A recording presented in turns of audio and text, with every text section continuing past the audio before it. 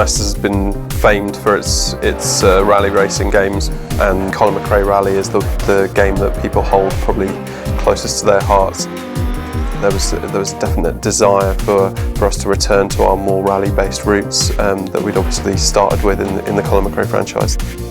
That's the game we want to make, that's the game the fans are asking for, and as an art team we're loving making that kind of game again as well. Early access was really interesting because obviously we were releasing new content every month, and that's something that's quite different from how we normally work. This was giving us feedback from the community on a monthly basis, so we were able to actually try a few different things out and then make adjustments depending on what the players were feeding back to us. The key pillar that we grew the whole game on was just the idea of making the most authentic and best rally racing experience that had ever been made. We started from the ground up, looking at what we needed to do with the tracks, how we needed to change the cars to make sure that they drove properly within those tracks, getting that feeling right, that sense of actually flowing through a stage, and I guess that sense of impending doom if you ever do go off the road.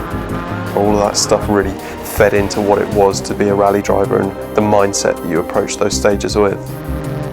We wanted to find some of the best roads in the world of rally. We ended up with this huge variety of road and challenge. So as you move from location to location, you really feel the difference. The team go out to the locations sometimes 3 or 4 years in advance.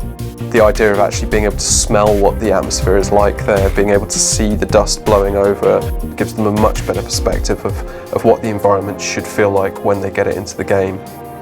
I think you can tell that when you're playing the game that these aren't made up, these aren't lines which are just drawn for fun or gameplay purposes. We've gone the extra step to make those roads authentic to as they are in real life. These stages are much longer than anything that's been in DiRT before. I think that really helps to make it feel like you're on a journey through an environment, much like a real rally driver would be, and you really feel like you've achieved something when you reach the finish line at the end.